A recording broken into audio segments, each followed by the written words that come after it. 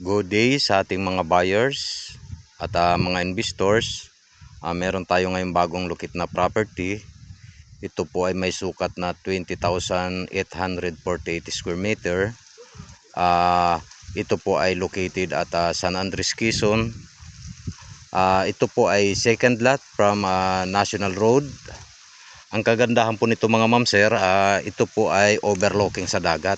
Ayan po, yung nakikita po natin na kulay asul na yan, yan na po yung dagat. So from property galing po dito papunta sa dagat ay mga siguro po ay 15 minutes na lakad lang po.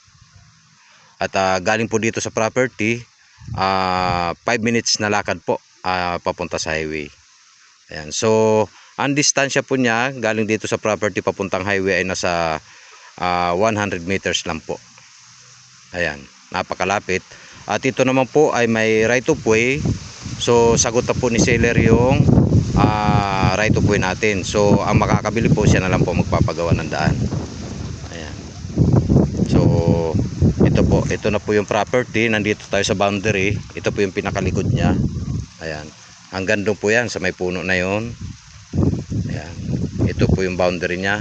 Ayan, may mga nyug na yan. Hindi na po kasama itong nyug. Ito lang po. Ayan. Itong kinatatayuan natin pababa po yan. Ito po mataas na portion.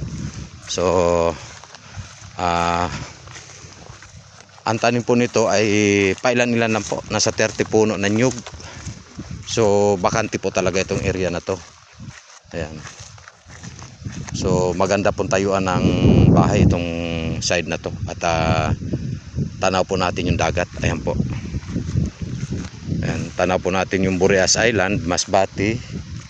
At dito po sa side na to ay yung Alibihaban Island naman po. Ayan. Ito pong baba nito, yung sa may dagat, yan na po yung yan na po yung bagsakan ng isda, yung mga seafoods po.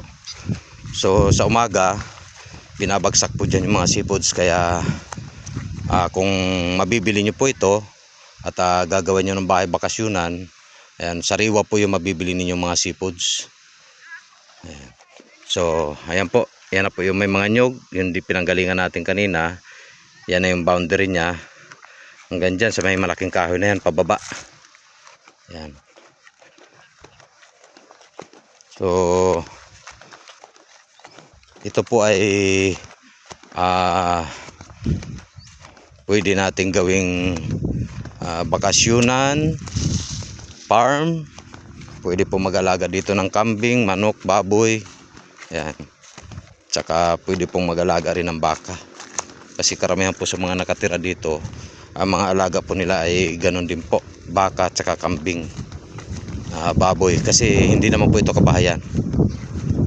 Ayan. So ito pong side na to, yan po yung sinasabi ko kanina, may 30 puno po na nyug. Ito, ayan po. Ayan po yung sinasabi ko ng mga puno ng nyug. Mga takaran pa po yan. So ang kagandahan po nito ay hindi tayo mahirapang magbuko gawa ng mabababa pa.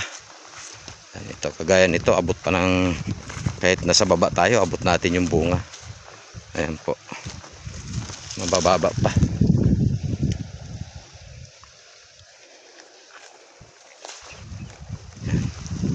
Ayan, yan po yung boundary.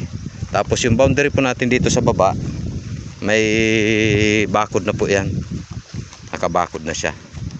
Kaya ang babakuran na lang po natin yun dito. Yan, paakyat doon.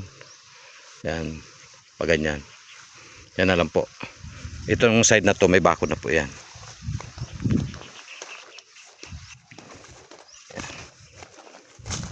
So ito rin po yung alaga na baka nung may-ari dito ngayon. Yan po. Saka yung nandun na isa pa.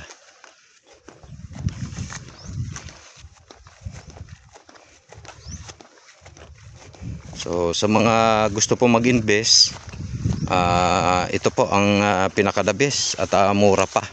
So galing po dito sa property, 15 minutes po na drive papunta sa town proper. sa bayan po ng San Andres. Yan. So may mga development naman po dito sa area. May mga beach resort na po dito, kaya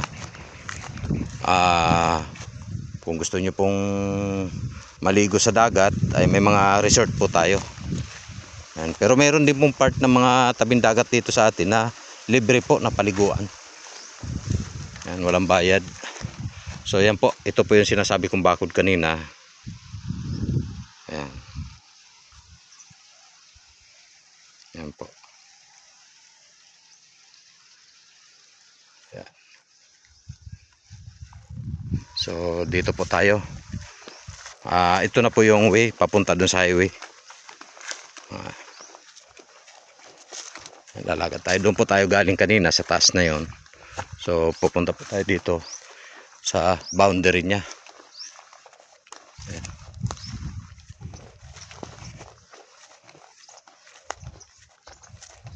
Ito po. Ayan. Ay, bali 3 baka po pala itong alaga niya. Sa 2, 3. Ayan, may isa pa doon.